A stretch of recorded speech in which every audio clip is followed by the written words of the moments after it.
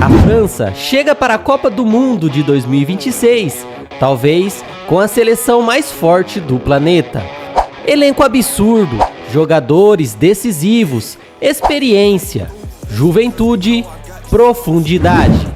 Mas existe um detalhe que o futebol sempre lembra para o mundo: ser favorita em Copa do Mundo muitas vezes é perigoso. Porque a história mostra que várias seleções consideradas imbatíveis acabaram eliminadas cedo. Então fica a pergunta: a França vai confirmar o favoritismo ou vai ser uma grande zebra negativa da Copa de 2026? Se existe uma seleção que dominou as últimas Copas do Mundo, essa seleção é a França. Campeã do mundo em 2018, vice-campeã em 2022, finalista em 2 Copas do Mundo seguidas. E talvez o mais assustador: parece que a França nunca para de revelar craques. Quando sai um, outro aparece.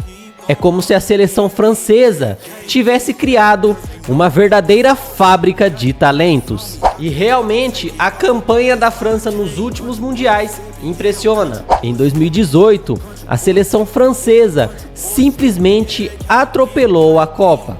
Mbappé explodindo para o mundo, Griezmann decisivo, Pogba dominante, Kanté destruindo no meio-campo. Uma equipe física, rápida, cirúrgica.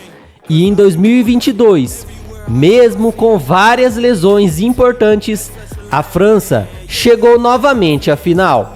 Isso mostra uma coisa: a força francesa não depende apenas de um jogador. Existe um sistema forte, existe profundidade no elenco, existe mentalidade vencedora. E talvez nenhuma seleção do mundo tenha tantos pontos fortes quanto a França hoje. Ataque devastador. A França possui jogadores extremamente rápidos e decisivos. Mbappé continua sendo, talvez, o jogador mais perigoso do futebol mundial. Além disso, a França sempre consegue revelar atacantes de alto nível. Meio-campo físico e técnico. O meio francês mistura força física com qualidade técnica. Jogadores intensos, fortes na marcação, mas também muito bons com a bola. Isso faz a França conseguir controlar diferentes estilos de jogo. Defesa muito forte fisicamente. Historicamente, a França sempre monta seleções muito fortes fisicamente, zagueiros rápidos, laterais intensos e muita imposição no jogo aéreo. Mentalidade de Copa. Talvez esse seja o maior diferencial. A França parece saber jogar Copa do Mundo. Mesmo quando não encanta, compete. E seleção campeã normalmente sabe sofrer. Só existe um lugar muito perigoso nessa história: a Copa do Mundo adora destruir favoritos. Em 2002, a França chegou como atual campeã e caiu logo na primeira fase.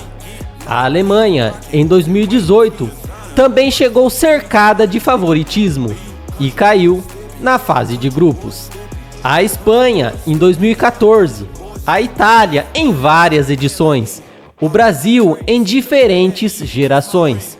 A história da Copa mostra uma coisa: o favoritismo pesa. E existem fatores que podem complicar muito a França em 2026. Pressão absurda. Quanto mais favorita uma seleção é, maior a cobrança.